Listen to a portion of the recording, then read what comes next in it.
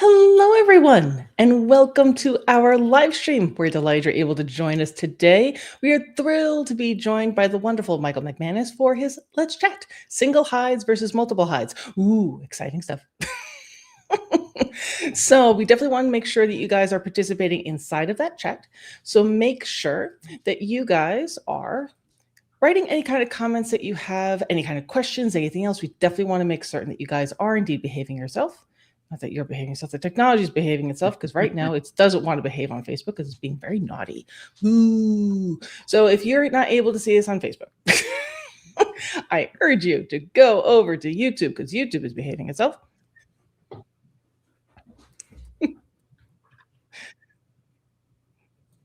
So definitely make sure you go over there. I'm just going to put a link for that inside of the comments so you can see it over there because it's just being so naughty. But again, today we're going to be talking all about the differences between single hides and multi-hides when we're doing all things nosework. So, Mr. Michael, my very first question that I have for you is that you've been involved in nosework for a very long period of time. Been doing this for just a hot minute. So when you first started, when you were thinking about your searches, what was your thought process as far as whether or not you're going to be using single hides or multi hides for your searches? Yeah, I think when I first started out, there was a little bit less emphasis or nuance about the value of single hides or multiple hides. That we talked about converging odor problems, but it wasn't like people talked about like building. You just set them and you ran them, and that's still, I still think that a lot of people are doing that. You set multiple hides and you run them, and then that's the theory is that you just get better and better over time. And that was definitely the case. I didn't think too much about it. We didn't have the concept of close hides at that point. So we just set hides out, and it was easy to set 5 hides, and it was not as easy to set 5 single hide searches. So it just wasn't done. So yeah, early in the career, there wasn't a lot of thought in my mind put into it, other than like, oh, you're going to NW2, you should set 2 hides out, or you're going to NW3, you should set 3 hides out, that kind of stuff. So, in building off of that, a lot of people will say, okay, you've just already touched upon something, is that I'm trying to practice on my own and I want it to be worth my while. So, shouldn't that mean that I want my dog to find lots of hides? So, was that the kind of thing that you were experiencing as an instructor as well when you were first starting out? Was that the clients were really clamoring to go find more hides inside of the searches you were putting out there as an instructor? Yeah, and if you're comparing early versus now, I don't think this has changed that much. I think still to this date, like I know if I teach a workshop that people will point out like, oh, I didn't get a lot of hides that day, or there weren't a lot of hides in this trial. We had so many hides at this workshop. And there's this idea like the number of hides you find is some kind of measure for how good things went. I mean, I guess that's not that unlike real hunting, which I'm doing now. It's like people quantify how good hunting was by how many birds they shot. And if you went the whole day and you didn't find a single bird, which is very common in hunting, that was a bad day. I think that's a bad attitude to have, but that's a very common attitude to have. Okay. And then when you were, again, at the beginning of your career, what were some of the instances that you would find yourself more sort of leaning towards using single hide searches? Was that something that you would do more so in when you're trying to prepare a beginner team as opposed to an advanced team? Or what were some of the things, the decision making that you were making in the beginning, or was there not much decision making going on at all? Yeah, I think even though like I feel like there might have been a slightly less of an emphasis on skill building drills. Like if we were going to use a single hide, it would be to teach a concept. And especially when it came to confidence building, like to just have, it doesn't make sense if you're going to put a hide in a scary place to have 3 other hides that were low hanging fruit for the dog to just ignore this scary hide. So you're going to set a single hide. If it's a really challenging hide, we'll just set it as a single, that kind of thing. Also, I'm considering early in my career, like my first dog, even up to NW3, setting a single hide could be a mind game, give you a big area with one hide out there and not tell you how many hides there are and see if you could be provoked into falsing or overworking an area, that kind of thing. It could be used that way. that was and definitely it was thought of that, oh, you're doing one hide, that means you're a beginner, or oh, you're a beginner, let's just do one hide. It was definitely like considered a low level of hides or training. Perfect. See, you're just so good. You walk into everything that I'm asking and you just do such a great job.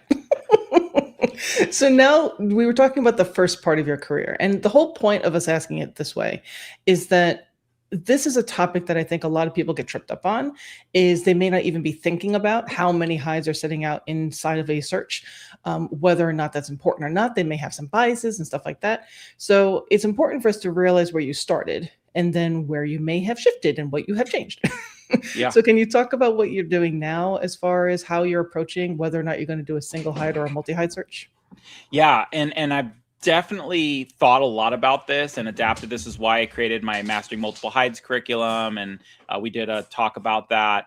I definitely think that early in my training, there was not a lot of clarity given to the dogs of working through these concepts in a way that showed the dog what we wanted, what we expected of them.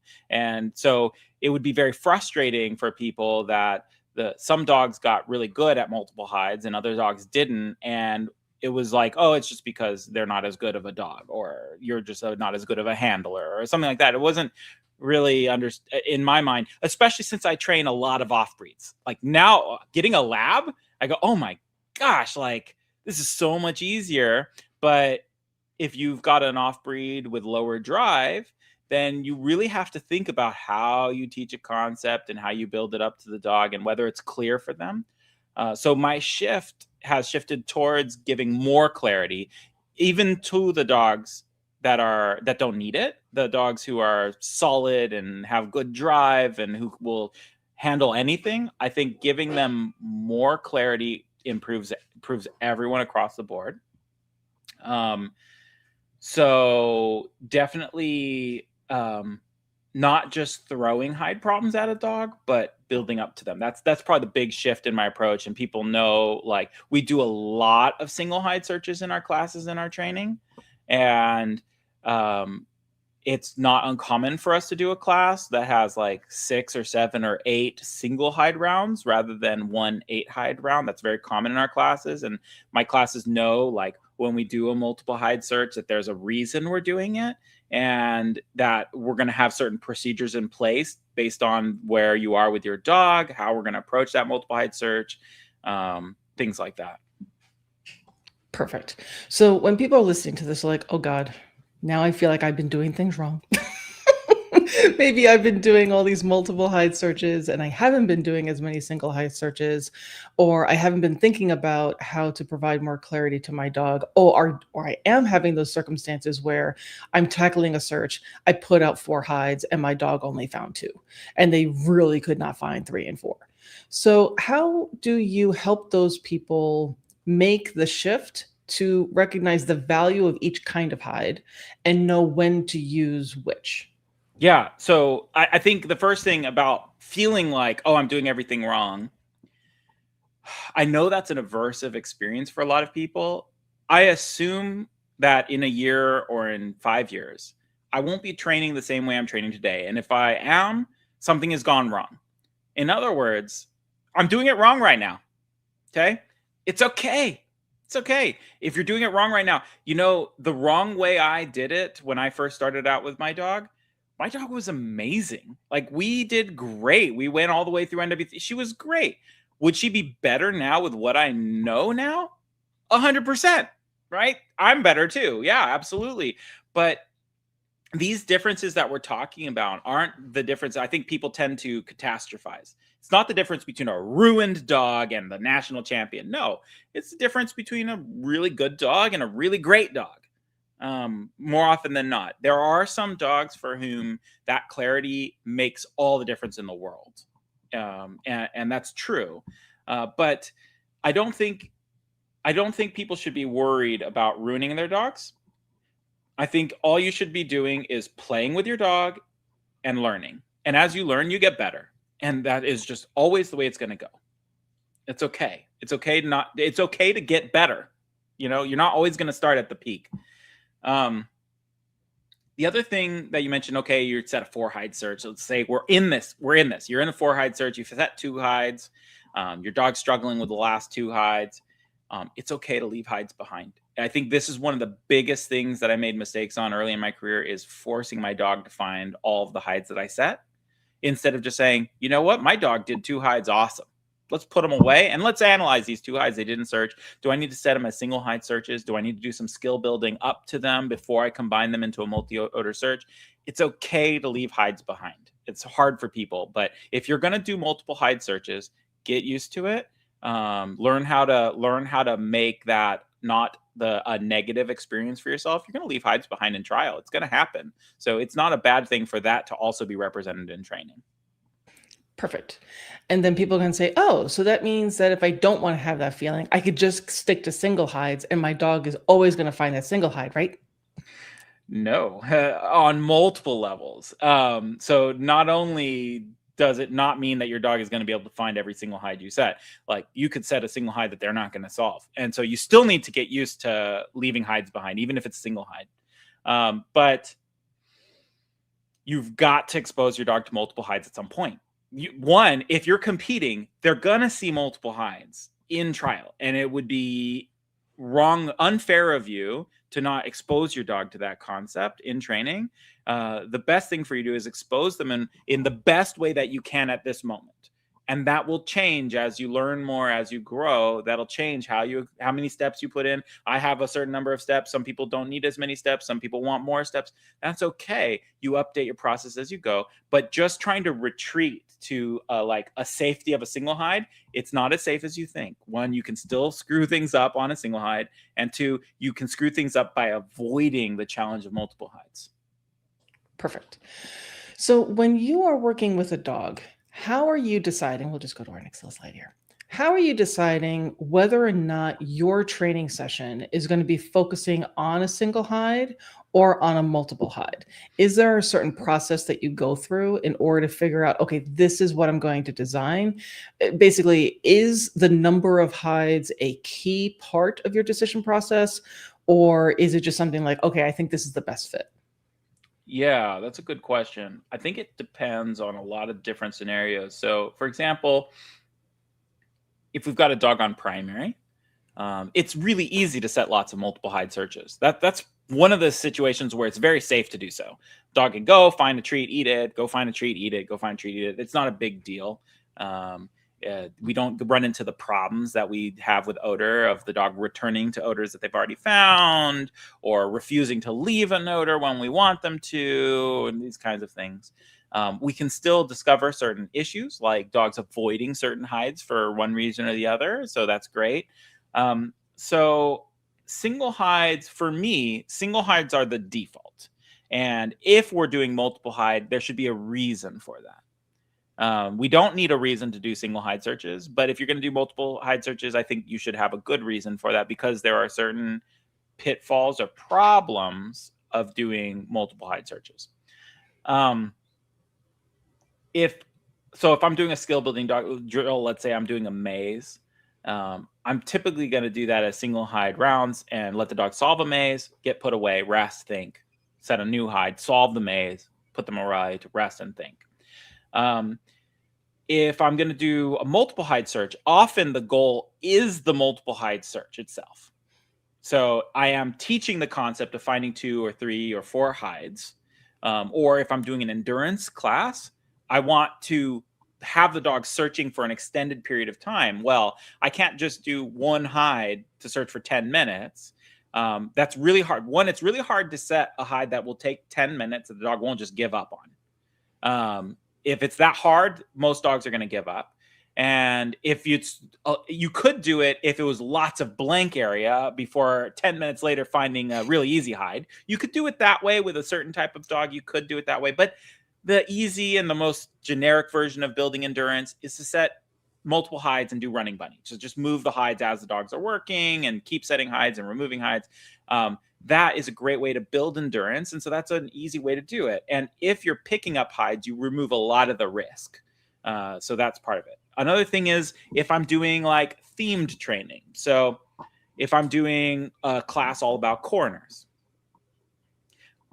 there's nothing wrong, and it might be even preferable under certain circumstances to set one hide in a corner and then next round do one hide in a different corner. You could do it 4 different corner rounds like that, or you could set one hide in each corner right from the beginning and let the dog find them. You can do that. There are pros and cons to each, and you should think through them before you start. If you're doing it like we do it in our classes, where if we're doing a 4 corner surge, each hide that you find after you feed, you pick up the hide. We've removed some of the problems with the dogs returning to found hides and now having to decide what form of punishment we're going to use. Because at some point, you're going to end up using punishment. Okay. And let me be clear about that because people react to that word strongly. If the dog is anticipating, they find odor, they get a treat. And I'm going to tell the dog, you have not earned a treat. That is what we call a negative punisher. Okay, that's a punishment. And the dog feels negatively about that punishment. The studies on this are clear. The brain lights up in the same regions as a positive punisher, as a negative punisher. They feel negatively about that.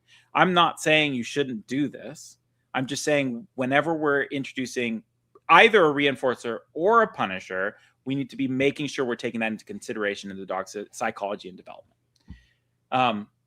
Even if you don't do that, if you're feeding the dog, let's say you're in the camp, which I used to be in the camp when I first started. Every time the dog returns to a hide, you feed. That's another difference about how I first started. Every single time my dog went back to a hide, I fed, which I think was really great for my Siberian Husky who didn't have the same drive of Labs and Malinois. I think that really kept her odor obedience and instead of fizzling off into kind of a dog who's not interested, it kept her going. But even if you're doing that, if your dog returns the same hide 3 or 4 times and you're in a class and you know you have 3 other hides to find, I guarantee you there's some negative emotional content you're putting into that the dog will perceive as a punishment. So that's going to be a problem. And let's say the dog doesn't perceive it as a punishment. Let's give the best case scenario. Your dog loves it. You don't get to finish the drill because your dog is now staying at the same hide. So there's problems, and you have to know, how are we going to solve these problems? That's how you decide whether you're going to do a multi-search or not. Okay. And then with what you were touching upon as far as the dog having multiple options to them, and they're like, this one is the best. I like this Pez dispenser. I want to stay there. Are there certain scenarios where, while you have shifted in how you're training, whereas before is like, you're at the hide, we're going to feed you, or you're at the hide, we're going to feed you, and now you've shifted with that, is that a definitive black white, this is what I do now, or is it more of a gray where maybe you just imprinted the dog and now they're like, okay, if it's still down there, the dog is like, Birch, what, maybe I am going to pay them and then pick the hide up? Can you just elaborate on that, because I know people are going to look for black and white and that doesn't really exist. Yeah, I think if you see me work, or if you come to my classes, it'll feel more black and white because the experience I have leads me to have more confidence in what I'm doing. But it is nothing but gray. It is nothing but gray. It just seems black and white because I'm very comfortable that, one, if I make an error, it's not a big deal. It's fine. My dog will recover. And that I'm going to set up situations that, if I set up a bad situation, it's just a bad situation, I'll set up a better one tomorrow. No big deal. Okay, so it looks black and white because I'm relaxed. So like I said, in the past, I fed every single time for going back to a hide. That's about as black as white as it comes, right? And I don't subscribe to that philosophy now, but that doesn't mean that I subscribe to the philosophy of never pay for going back. That's not what I believe. The main thing that I believe is picking up hides as you find them. That removes all the problems. That removes the ambiguity. It doesn't leave room for the problem of working 2 hides together, because once you remove the hide, that one hide's gone. So that's true. That's something the dog needs to see at some point, but I think the importance of that is overrated. So anyways, I believe in picking up hides. And when it comes to feeding a dog for going back, one of the things I've been pointing out, because it's very popular right now to never feed a dog for going back to a find they've already found, right? That's very popular. And I would like to point out to people that there will come a time in a trial where you are going to beg your dog to alert on a hide they've already found. That they found it and you didn't want to call it, you missed it and they left. And now your dog is saying, no, you've taught me, don't return, and it'll indicate hides I've already found, and you will be begging them. So my argument is, while I agree that the idea of not paying a dog for refinding hides is a good idea, it's not an on-off switch. Like, don't push that so far. Don't get too greedy about it, because your dog will absolutely learn that lesson and not give you that hide in the trial, and that can be a very miserable experience. Perfect point. So when we're talking about the difference between single hides and multi-hides, or the kind of things that you've been talking about, where does pairing tie into all of this? Because I'm sure some people hear, okay, so you're saying that if I have food hides or even toy hides out, which maybe we can talk about that in a second. Let's say food. I have a bunch of food hides out. No problem. Dog comes up, they eat the food, they go on. Mm-hmm. I have odor hides out. Maybe now I'm picking up the hides. But what happens if I have paired hides? Is that an issue now? Because it's kind of this weird in-between thing. Could my dog be prompted to leave the hide before I reinforce him? Am I supposed to reinforce him? Is this now causing more issues? What does the food do with the odor? Oh, Michael, help us. Yeah, this is a question I've been seeing a lot lately being asked, and also just being like demonstrated for me as a judge and the CO in trial. I think first thing that's worth saying is that there are a lot of different methodologies out there. Yes. And it's worth examining all of them and understanding the why. I like to tell my students that it's more important to understand the why of the rule than the rule itself. Because if you only understand the rule, you don't understand when you should break a rule. But if you understand the why, then you will immediately know when to break that rule. So I saw, judging recently, quite a few dogs get in the area of a hide and find a treat that was dropped by a previous competitor and then leave, as if they had been paid for that hide and not go. Okay. There is a method, and there's a few drills and a few instructors who use a process of pairing where the dog eats a paired treat and receives no further reinforcement. And this is a method, and there's reasons for this methodology. Okay. It's not, I don't believe in right or wrong. It's not the methodology I do. It's a tool that I have in my toolkit for the right dog. And that dog is typically the type of dog who is way over-invested in the handler's involvement. And so to remove the handler's involvement altogether, probably what would be the best thing would be to go all the way back to primary and just do that. But it's a hard sell for most people to not do odor. So that's the reason for it. Now, the way we teach in our classes from the very first introduction of odor, first thing is to recognize what pairing is. Most people think it's adding food to odor. But I want to make the point to my students that that's backwards. It's adding odor to food. The dog started on primary, and now there's a weird smell with the food. Not there's odor, there's food with the odor. No, there's odor with the food. That's weird. So that's the first thing I want to point out. The dog is looking for food, and the odor helps them find it. Okay. And then if there's no food there, if you've done this correctly, the dog finds the odor, and where's the food? I have the food, and then I give you the food. My method from the very, very first day of class is the dog finds a paired hide, and I supplement with additional food. And I do that right from the beginning. And I also do a lot of treat throwing right from the beginning, right from the beginning. And I actually had a student say that her dog was at a trial and found a piece of food on the ground.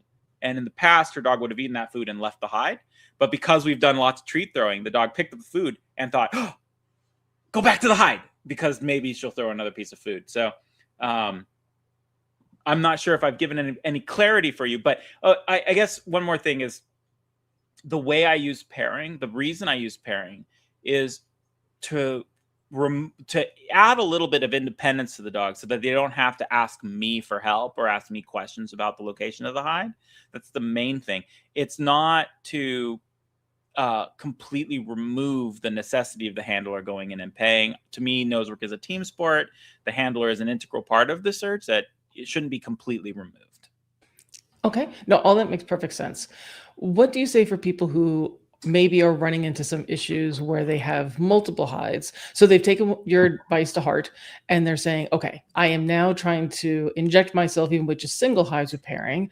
And my dog is still like they're snatching that pairing and they are off, man. Yeah. So now I'm running to the hide, trying to get there as fast as I can, but I'm working on it.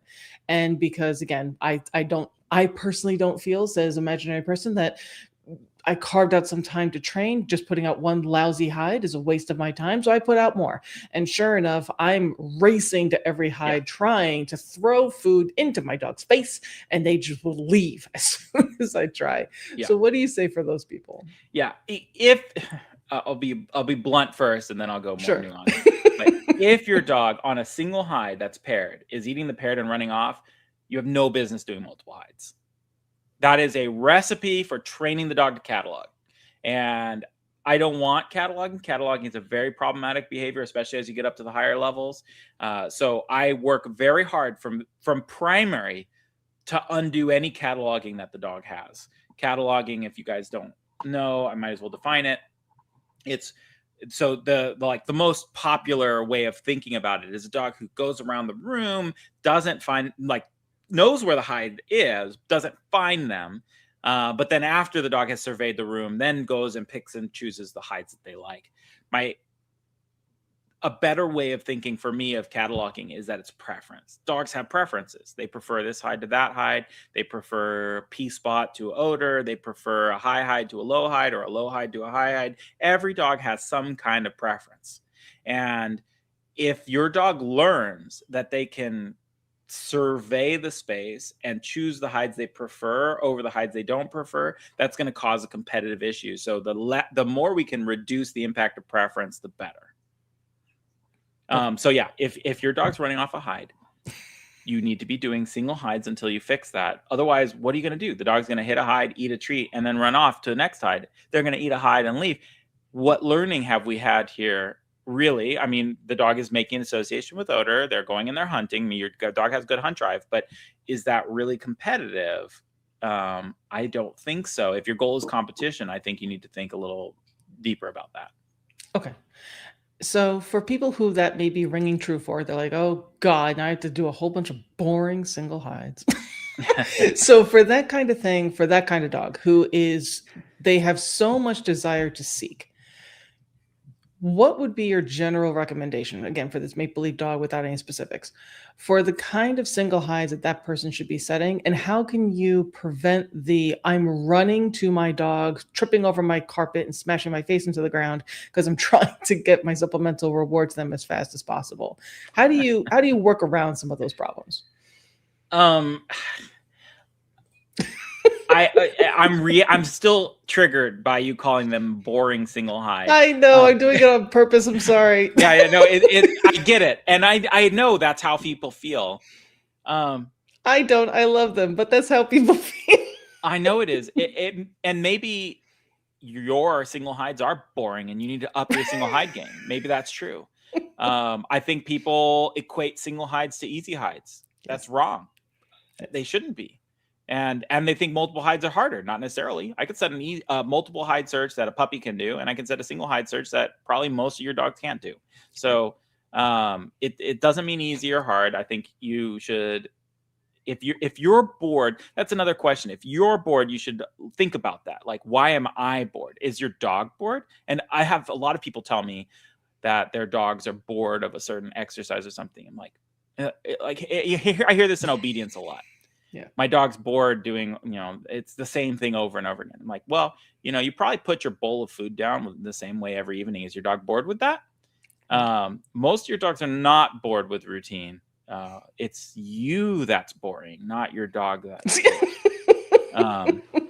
Which may or may not be a helpful thing to say, because you can't just suddenly be exciting. That's not how it works. Right. But if you're bored by it, that's infectious. Yes. We've all been in that group with a person. Like, I've been in a concert that a band that I really like, and I've had people there that were bored, and it's infectious. It's just a negative experience. So try not to be that person.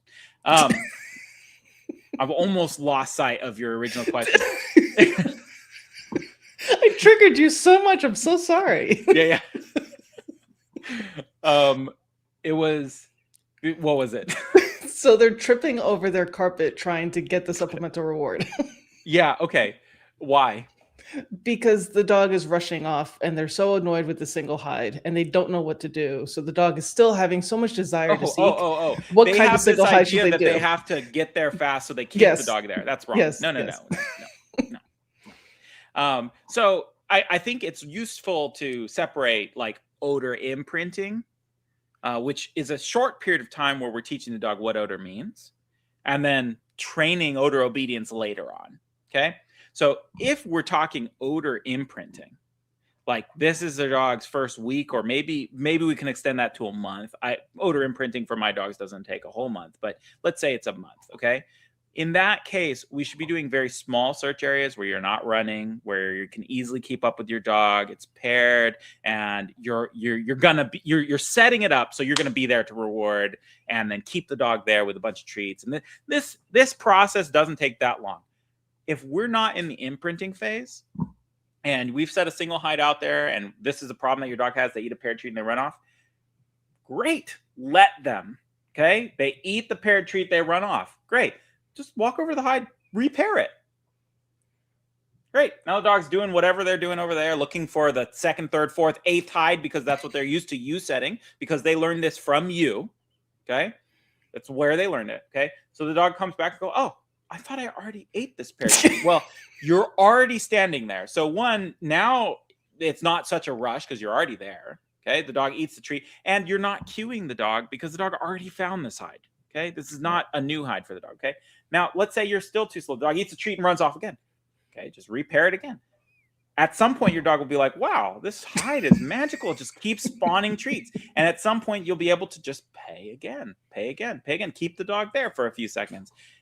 This drill takes like 2 or 3 repetitions for most dogs. And if it takes your dog 10 repetitions, that's okay. But it doesn't take that many repetitions for the dog to say, why am I leaving? Right. Why? What's the value of that?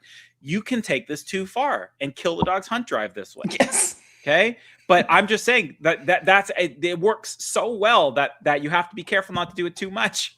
Right. So that's what was going to be my follow-up, is that, okay, someone did do it too much, and now the dog is like, this is where I stay. I found one and I'm never moving off again. Yes. So what do you do when that happens? One, I open a bottle of champagne because I have great odor obedience, which is one of the main goals of nose work. I'm super happy about that. Okay. And the next thing is, I pick up the hide and let the dog now search for another hide. Okay. Which if you have a training partner, depending on where we are in training, we can just end the session there. And then we can talk about, now that we have odor obedience, now we can talk about how do we move to multiple hides. Right.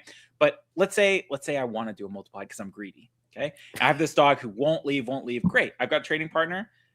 At this point, they set another hide out in the room that wasn't there previously. And I remove the hide from the environment. I tell them search, which does a new search from the beginning. And the dog goes off, or they don't go off, and we just wait. At some point, the dog goes off. They find this new hide, and boom. Now we have this new game again, that we stick to a hide until you're released. And then we hunt for a new hide, and we stick to that hide until we're released, which is a wonderful thing to have. These are my rules for odor: is don't leave until you're told to. And when you're told to, leave, go find a new hide, and don't return to the hide. Those are my rules. And again, we talked earlier about not making the rule of not going back to a hide too rigid. They're not laws given on the 10 Commandments. These are little rules that you can fudge here and there. Okay. Yes. But you can end up with that result very quickly if you've got just a little bit of patience, mostly not timing. You just need patience. Right.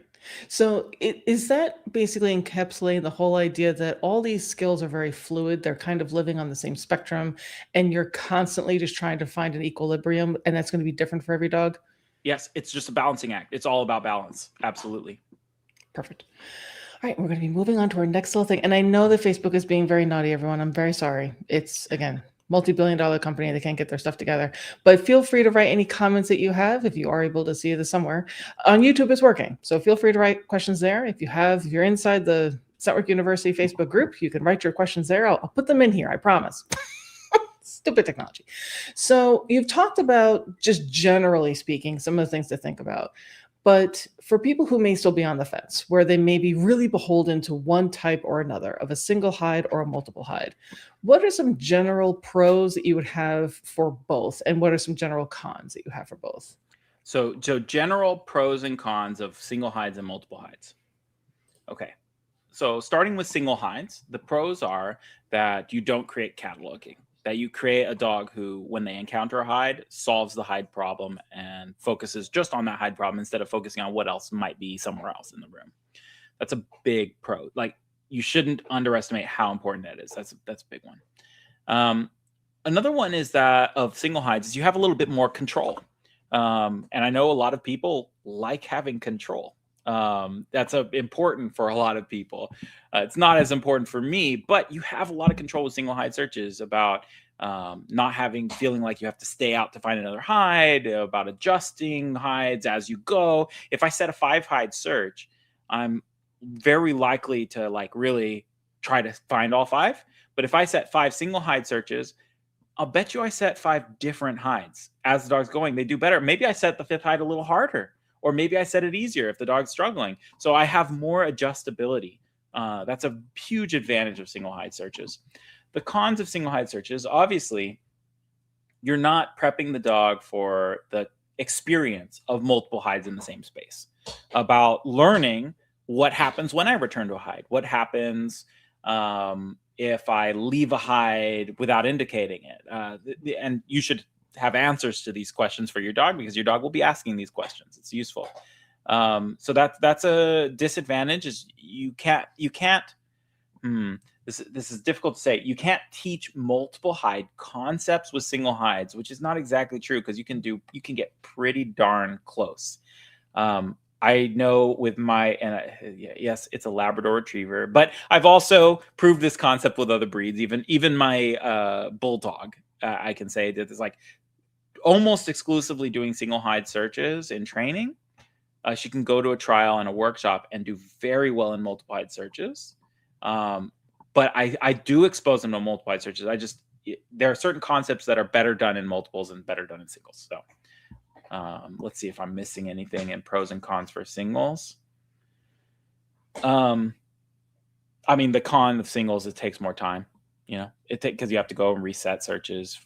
That is a disadvantage, but like, why are you trying to save time? This is a hobby, like just take the time it takes. Okay, multiple hides. The pros of that are that you can get a lot done in a short amount of time, right? Like, I can set 5 hides and then teach a concept 5 times really quickly and then clean up, and I can be out of training in like 30 minutes. That's very appetizing and appealing. I get it. The odor problems tend to be more complicated, because now the dog is navigating multiple odor cones. So I can do more advanced or difficult concepts with multiple hides than I can with single hides. The cons are that I'm going to teach cataloging. I don't even think it's a matter of if, it's a matter of you are teaching cataloging every time you do multiple hides. So be cautious about that. Be aware that can be a real problem. The cons are also that you might, it's not as adjustable. It's not as fine tunable to the dog. Like I said, I mean, I'm just kind of like quoting what I said for single hides, but you might not get the depth of learning in a multiple hide search that you could in multiple single hide repetitions. I don't think you get the same like depth, especially because between single hide rounds, the dog is resting. Whereas in a multiple hide search, the dog doesn't get rest between hides to process the information they're taking in. Perfect. So just to pull upon some of those things. So I'm sure there's some people saying, okay, well, I want to ensure that I'm practicing enough to build endurance and stamina in my dog.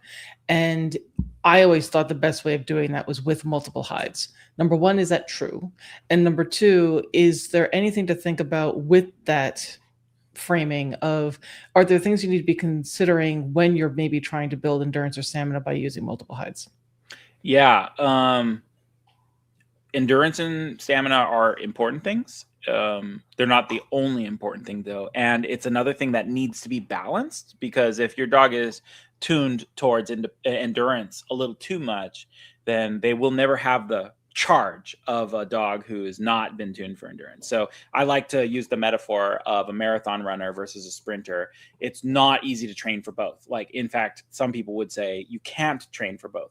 That if you run marathons, your body will go into an energy conservation mode that prevent it from expending the amount of energy in a sprint. Like, even with sprints, you train your body to do a very short set, because then your body says, oh, let's just go all out. It's no problem. No need to conserve anything. Just go for broke. And we need to balance that, because I want the energy and enthusiasm of a sprinter, but the endurance of a marathon runner and a nose work dog. So it's a crazy, complicated balancing act. Okay. Yes. There are multiple types of endurance that you need to train for, and they're not all the same. So one is a simple one of how long can your dog search for before they lose focus and get tired. That's one. And that's the one where doing multiple hides really tends to benefit the most, because you can go for longer and longer. And blank searches also factor into that. Bigger search areas also factor into that, all of that. And I would push for bigger search areas before I pushed for more hides. I think that's a better way of approaching things if you can. But the other kinds of endurance are being able to do search for a long period of time unproductive, doing longer and longer blanks, because we all know that your dog is going to run out of steam much faster if they're not finding anything than if they're finding something over and over and over and over again. You can string a dog out for a long time that way, but blank search is a different story. So that's a whole separate type of endurance we have to talk about. And then the third is being able to do multiple searches in a day or over a long weekend. If you do AKC, you might be doing, 2, 3, 4 days of trial, and that's a whole different type of endurance. Or even if you don't do multi-day trials, if you travel and now there's a day of travel, a night in the hotel, that's a different type of endurance that you have to build for. And it's not like a 30-minute session. That's one session with multiple hides builds endurance, but a 30-minute session where they're doing repeated single hide searches also builds endurance, as does a 30-minute session where you spend 15 minutes of it hiking or playing ball with your dog and then do a search. That's also building endurance. And again, you've got to be careful about pushing endurance too much, because you could lose some of the edge of the speed and excitement. So you don't want to push that too hard, but there are lots of different ways to build endurance, and it's not just with multiple hides that you do that. It is one of the easier ways, though. Okay. So and then people are trying to play with this concept and be like, okay, I'm trying to figure out what it is I'm supposed to do. So when they're trying to figure out how to introduce a new concept to the dog, and they have already been doing multiple hides, but let's say they went to a workshop and they're like, oh, I saw this really cool suspended hide that then was drafting over onto a lower hide. Oh, I want to do that. What would be your general recommendation? Would you say, sure, go for it and let's see what happens? Or would you say, well, why don't we do those as single hides, do the lower one, then the suspended, and then put them together? Yeah, well, I feel like I'm being led. You're leading me. And you're right. But before you had even gotten to the example, one of the things I wanted to say when they say, what are we supposed to do? What I wanted to say is, what I really want you to do is just go out and have fun with your dog. Yes. You will learn by just doing it, and including the mistakes you make. And can I guide you away from certain mistakes? Yeah, maybe. But even sometimes with certain students, I tell them this mistake is what you're making. They still need to make it themselves. So don't avoid the mistakes, okay? Just have fun with your dog and adapt and adapt and adapt. That's important. So if you want to set that up because you saw it at the workshop and you want to see what your dog does, go for it. Go for it. Please don't do that every day for a month. That would be probably too much of an error to make. I have a progression that I do, and it's very similar to what you said, with an additional step, which may be a secret sauce that some of you may not have thought of. So set the hides up as single hides. That's really important. Make sure that your dog can do each hide individually before combining them into multiple odor problem. That is a basic principle that people should think about. The step I add in between there's actually a couple steps I had in between before just plugging it into that image of a suspended and one being blown over. One is to replace one of the hides with a distraction. Okay, so let's hang a hot dog here, contained so the dog can't eat it, right? So really smelly treat here, and a hide here. The dog is witnessing the same odor problem and learning from it, but there's one that they're clearly supposed to ignore and one they're clearly supposed to find. And then we can switch it, distraction here, odor here. Okay, and we can do both setups, and that actually prepares the dog for being able to focus on one of the hides instead of focusing on the problem. Okay, and then the next step would be to set them both up, and whichever hide the dog finds first, remove it, and then let the dog find the second hide. And then the last step would be to set them both up together, and then after the dog has succeeded, right? Then the dog should be prepared optimally to solve this problem. That's brilliant. See, we love secret sauce. Thank you for sharing. I know. I love that one. And it's like something that came to me as I was making the Mastering Multiple Hide course. I'm using food distractors to teach so many things now, more than I realized, because they work so brilliantly. Like, people want to work on like scratching containers and things like that. It's like, why are we doing that on odor? Let's do that on distractions first. Teach the dog not to scratch distractions, and we don't cause problems. And there's so many ways to use distractions if you're clever. Perfect. No, that's absolutely brilliant. So that made me think of, where people are trying to have the same type of thought process that you are, as far as making these clear pictures for the dog, so that we have kind of clear learning. That it's not that we're creating a linear path, but we're trying to be thoughtful with what we're doing. It's not linear at all. Right. No, it's very much not. Is one of the things that people will say, and I've said it before throughout my career, is, well, you also have the choice of the kind of odor that you're putting out. So is that a consideration that you think of as well when you're doing multiple hides, as far as, well, this is going to be a birch hide, that's going to be an anise hide, this is going to be a clove hide, and then potentially also odor concentration? So in terms of odor type, whether it's birch, anise, or clove, no, I put absolutely 0% thought into that. In the same way that I put 0% thought in a primary class that, oh, here's a cheese hide, and here's a hot dog hide, and here's a chicken hide. I think we mostly know that if we have a dog with a decent amount of food drive, that they are going to eat all of the food, right? It's not a big deal. If we have a dog who doesn't, I have a dog here who hears me talking about food, that if we have a dog who's not as good in their food drive, we might bump into preference. The dog wants the chicken more than they want the kibble, right? And then we might observe this, and that's good to know. That's information. We don't want to teach preference. We want to avoid that. I don't think that maps onto odor. I don't think, I know people believe their dogs have preferences of odor, but I always like to remind them that professional dogs for drugs and narcotics, none of them like the things they're finding. They find it because we pay them. Okay, and the dogs find birch, anise, and clove not because they like them, because we pay them. Okay, so that's worth putting out there. I often set multiple hide searches where it's all birch, all anise, all clove, whatever. It's true that like anise has like freezes faster than the other odors, and I never think about those things. I don't worry about it. Odor concentration is much more significant.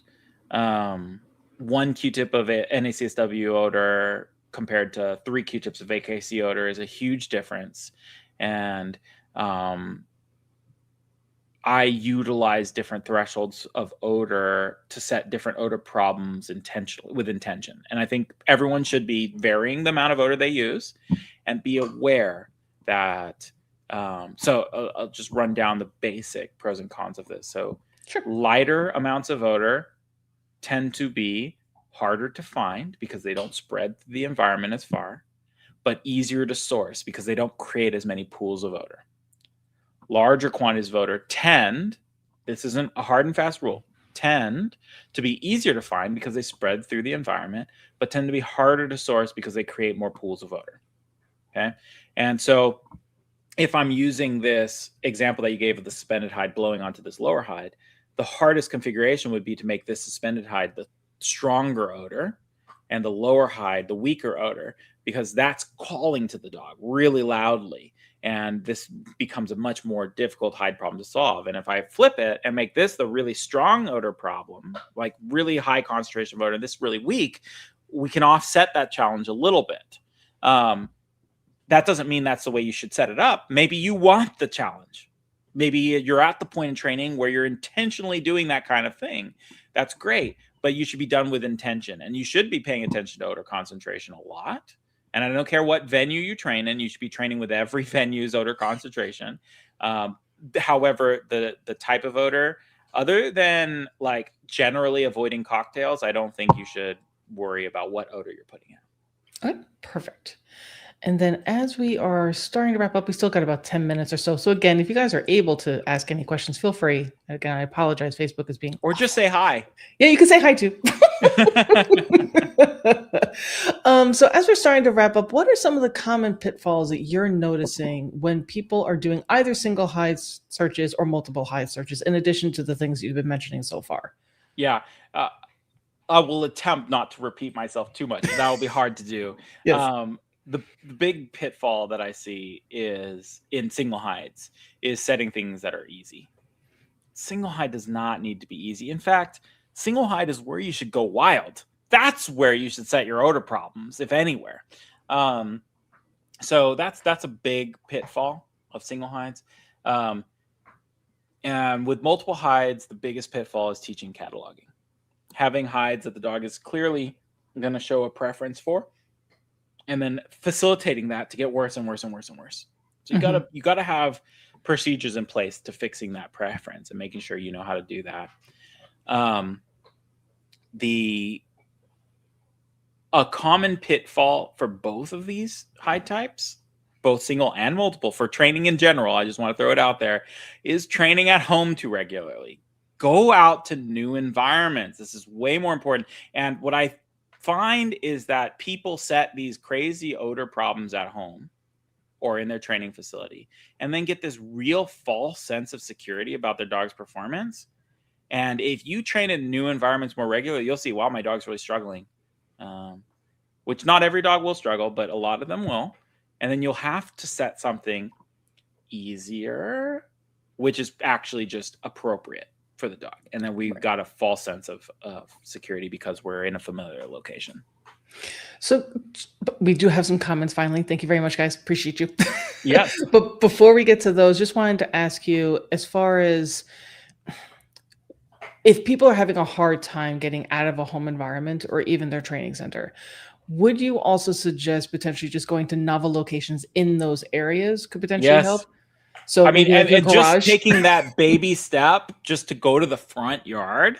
Yes. Okay, well, maybe then down the block. Maybe drive to your local Walmart and train in the parking lot in an empty shopping cart stall, right? Like, just those baby steps. Going somewhere new doesn't have to be a whole production. It's literally just walking somewhere other than your living room, right? Right. Perfect. And then would your general recommendation be to do that with single hides to start, or is it depends? It depends. I think another common pitfall for all training is not having a training goal before you start training. People just set hides. They're like, oh, I like this hide. I like this hide. I like this hide. Nothing wrong with that. If you're having fun doing that, great. But if you want to make progress, you must have a training goal before you start searching. Okay. And when you go somewhere new, what's your training goal? If your training goal is, I want to teach my dog to do 2 hide searches without going back to a hide, then you're going to need to set 2 hides out. Right. If your goal is to build confidence, then I would recommend you set a single hide search somewhere that the dog is going to struggle with their confidence.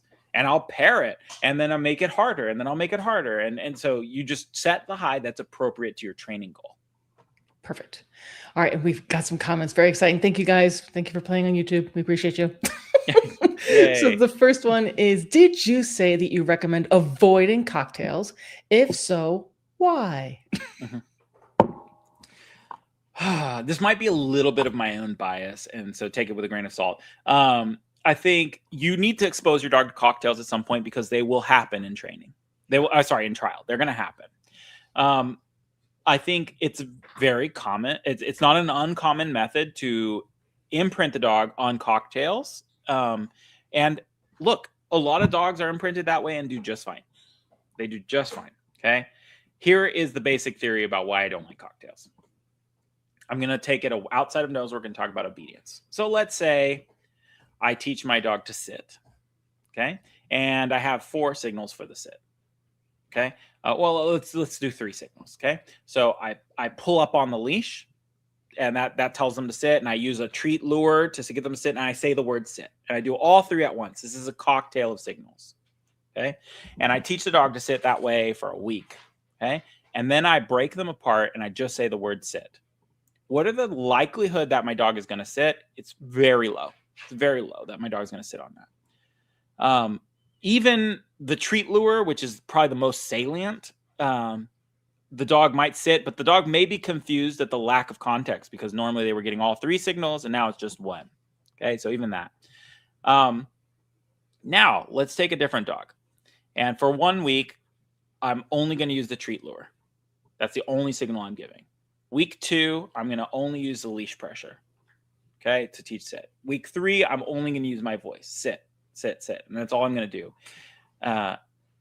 The dog will have learned each of those signals independently to a better degree. The dog will respond to any of those signals. And if I did all 3 at once, it would be like screaming at the dog. Okay? So my preference is to teach the odors individually so that each individual has its own strong reinforcement history. And then if I put them in a cocktail, the dog's like, holy crap, it's all of them. As opposed to breaking it up and feeling like it's only a part. Right. So that's the theory. I like that thought process. And I also like the way that you're describing it is that, and I hope that people can appreciate this, with all things dog training, there are a gazillion ways of getting to an end goal. You just have to think about what path is going to work best for you and your dog, but also think about it. Like the way that Michael just described it, that's the thought process you should have. Doesn't mean you have to follow what he's saying, but you should be able to think through the process, be like, is that the most efficient and effective way for me to get there? How much more work am I making for myself? And how much clearer can I make it for my dog if I were to maybe do something else? Is there another alternative? Because I can almost guarantee there is. Yeah. You just have to think about it. Yeah, So if you wanted to prove me wrong and like start a dog on cocktails only, I know you could do it. You could get all the way up to the highest level that way. I know without a doubt that's possible. But is it the clearest method? I'm not sure for every dog. Well, that's where I nudge one way or another. Yeah. And I think that's the important piece is that with everything, we may have something that's a preference for, we just need to realize there are things that are going to be preferential for us individually, just as people. Then there may be things that are preferential for our individual dog, or maybe the dogs that we see. But then that has to start being broader when you, particularly you're an instructor, where now you have a whole bunch of different dogs and a whole bunch of different people. So that's something else to keep in mind too. When anyone is taking in training advice, keep it with that lens of, is this going to work for me and my dog? Because maybe it works for 50 other dogs, but maybe I need to do a little tweak or the other way around. We have another comment. So with dogs that have already developed cataloging, how do you help them overcome that while still being able to work multiple hide problems some of the time?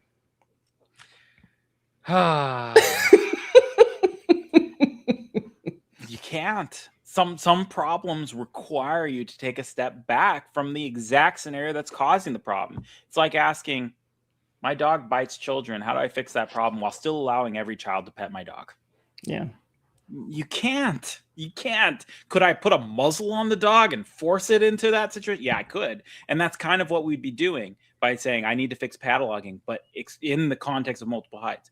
I think if you're going to a group class and they're doing multiple hides in that group class, you can still participate in the multiple hides in that group class. You just need to be doing the remedial training at home. It'll take you longer to get there rather than going cold turkey, like single hides only for a certain amount of time, and then anti-cataloging drills, of which I have a bunch, and you can email me about some of them. But there are specific drills that fix cataloging. So yeah, I think it's worth saying that sometimes you need to take a step back. And one of the hardest things, it's not, cataloging is not that big of an issue competitively, like in terms of you're not going to lose a ribbon or something necessarily.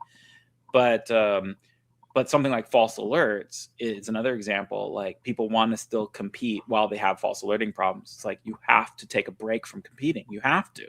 And if you don't, your problem's just going to keep getting worse. So for the people who may be taking class and the class is offering multiple hides, is it possible? Well, first of all, number one, should they talk to their instructor to say, hey, I think that my dog is having this preferential treatment towards hide thing going on where they're doing this cataloging thing? Could they, number one, partner with their instructor, and number two, potentially have it so that there is only a single hide available to that dog? So maybe they're the first in the run order and they get to get a single hide, and then the other people get to go with the multiple hides. Does something like that work? Yeah, I think I've heard different stories from students and clients about different degrees of cooperation from their instructors. So you got to know your instructor. I think open communication with your instructor is a good thing. Telling them, hey, I have this problem cataloging. How would you fix this? Right. Like, you don't have to follow say Michael says do this in your class. No. Yes. How would your instructor fix this problem? Right. Like, maybe they have a better method than I have. Okay. So like, talk to them, let them know your concerns. They might have good answers for you. And if they're open to trying something new, maybe they don't have an answer, but they want to work with you because they're open-minded. Great. Then talk to them about, I'd like to do single hides and I'd like to do it this way. And I'd like to pick up hides and I would like to do this. And I'd like to talk to them about it. They might be open to it. They may not be open to it too. In which case, I tell my students, like, there's still so much to gain from having the coaching of someone watching you work your dog, having someone set hides for your dog, that even if the multiple hide search isn't great for your dog's cataloging, you can fix that on your own. And there's still value to going to that class, even if it doesn't work for that particular problem. Right. Exactly. Yes. Please make sure that you guys are communicating, working with your instructors. We're always trying to promote, learn as much as you can, but your instructor is supposed to be your teammate. And please don't hide stuff from them. Like, if you attend this and you're like so excited about something, talk to them about it. Share the link with them. Like, absolutely, they are your partner and we want you to partner with them. And again, make sure that it's not like, oh, I have to like sneak around. No, don't do that. That's not what we're trying to promote at all. Yeah. So we had another question. A dog alerts where two odors converge, especially a corner. How do you help them get clarity and find source? Good question. I think oftentimes we get overly fixated on the fact that it's a convergent points from two hides. It's not a convergent point. It's pooling odor problem, which you can replicate with single hides. Okay.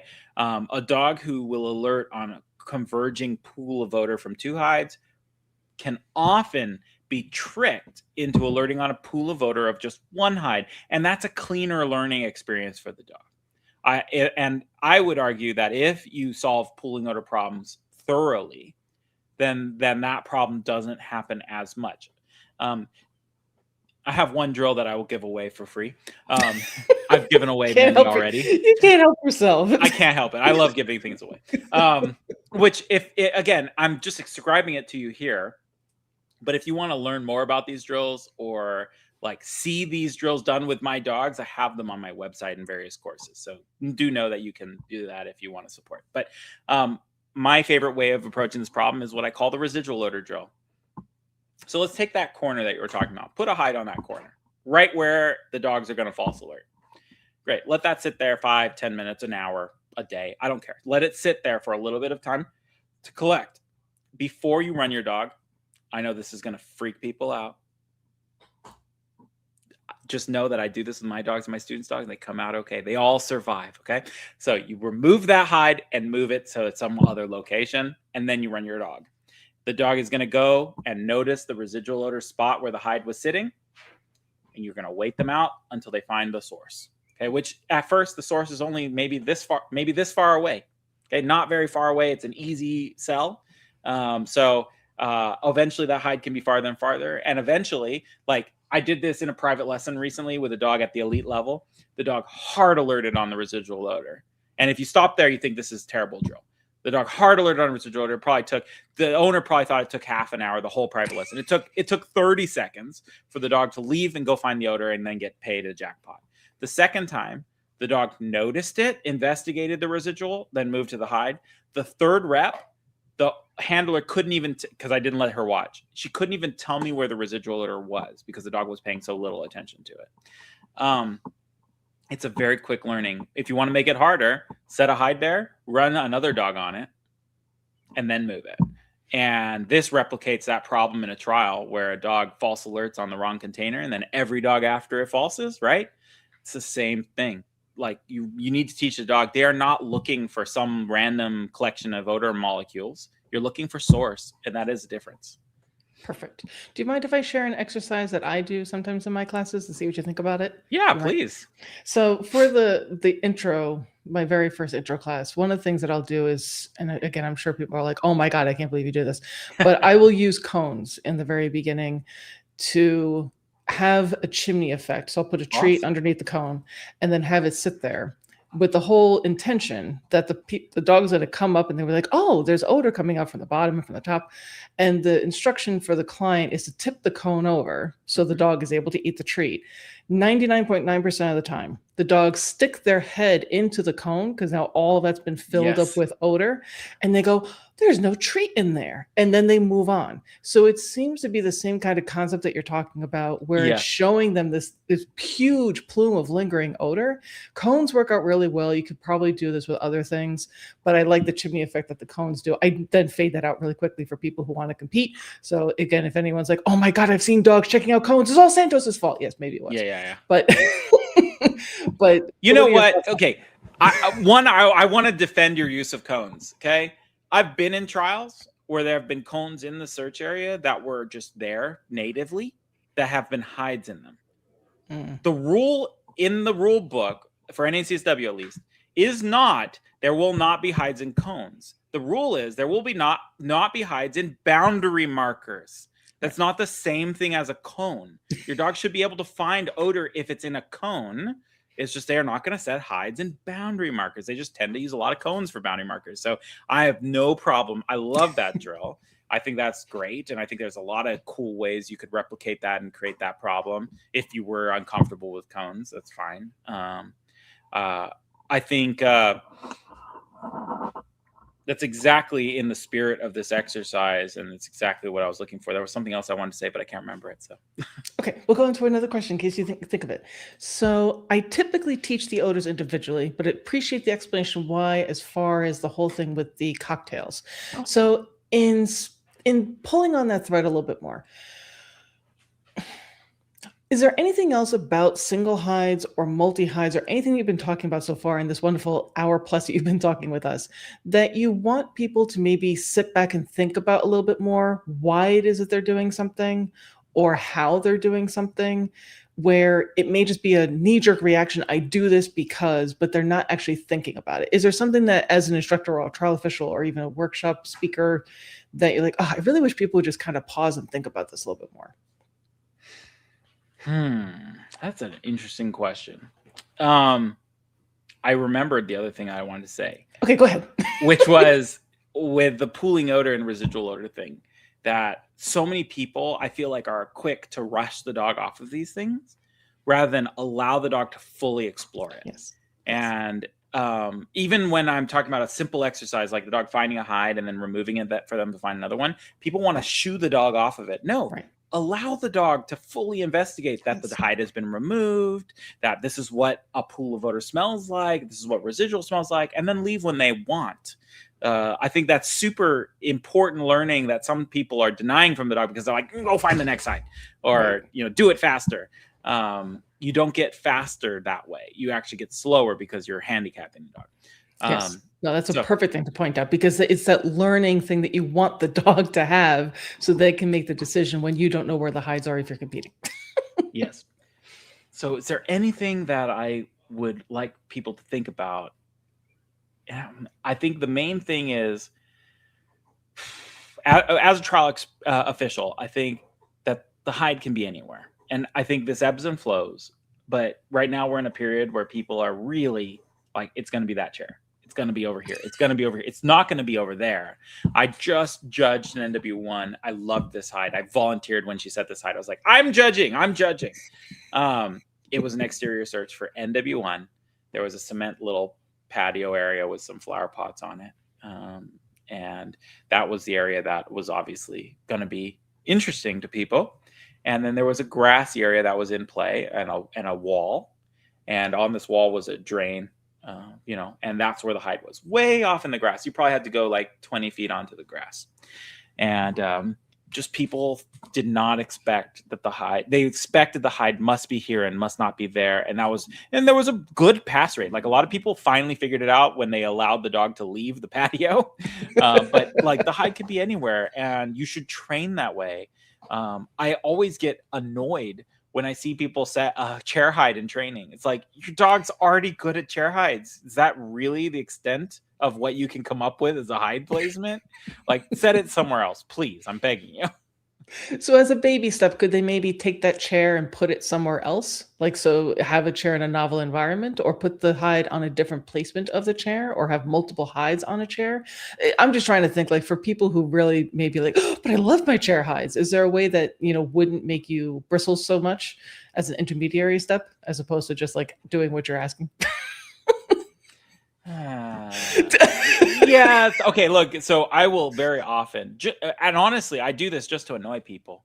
I will set a hide on the seat of the chair, just on top, sitting in the middle. Yeah. And just enjoy watching all of the dogs alert under the lip of the chair. Yes. And telling them you can't pay them there. They haven't sourced it. Right. And sometimes it's an excruciating, painful experience just to watch, because not only have they limited the dog to really fixating chairs, it's fixating on a particular part of the chair. Yes. So yeah, that can be a good way to branch out. And I'm not even against using chairs as a way to help the dog into an area, putting a chair in a corner to bring the dog into the corner, putting a chair next to a tree if the dog, maybe wants to pee on the tree. Well, now we've got a good way to differentiate what's happening. But yeah, I would really push you guys to set less competition style hides. You don't always have to set what's going to be set at the trial. That's not the best way up the mountain, in my opinion. Yes, no, that's very good. Yes, please stop making poor Michael twitch with all your chair hides. All right, sir, you have been so incredibly generous with not only your time, but all of your knowledge. My God. But you have a very exciting thing coming up on your website, which, again, I've put the link in there multiple times. I'm going to do it again. If you guys are not already a member of Michael's website, I don't know what you're doing, because I am, and you get such an amazing amount of material. And there is, for the membership, you get a discount.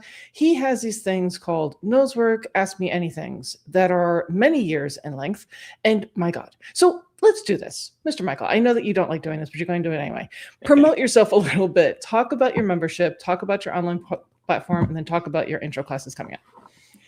Yeah. So, okay, we teach online courses, which are real time. So they feel just like a real class. You come there, you're live at the assigned time. You point your camera towards the working area, you work your dog, and then we watch another person work their dog, and you get real live in the moment feedback. We do these classes all the time. Me and my wife, Natalie, do them.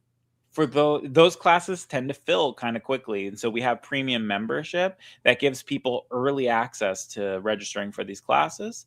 In addition, if you're a premium member, you get our backlog of Livestream NAMA episodes, all of our question and answer stuff. We get a bunch of interviews with a variety of different Nosework people. Diana and I were talking about this earlier. So there's some other perks to being a premium member, other than my undying love for becoming a premium member.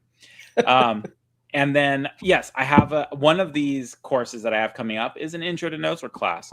This is not a class only for brand new dogs and handlers. You could have a very experienced dog and you just want to relayer on some foundation.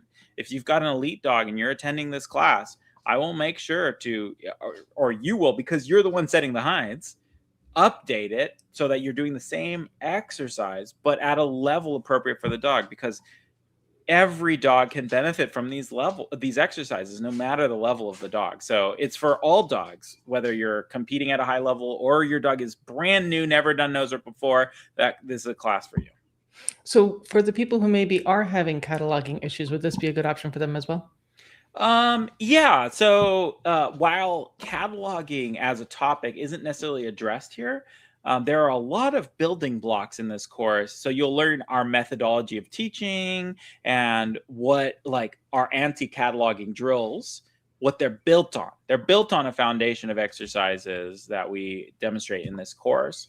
And if you have cataloging issues, it's the Mastering Multiple Hides course, which I'm not running live right now, but I might be running live in the next few months. So just stay tuned to our class schedule. And right now I'm running a curriculum of how to read your dog like a book, which is all just about breeding the dog. And then I'll probably after that do Mastering Distractions and then probably Mastering Multiple Hides. I haven't decided yet. So.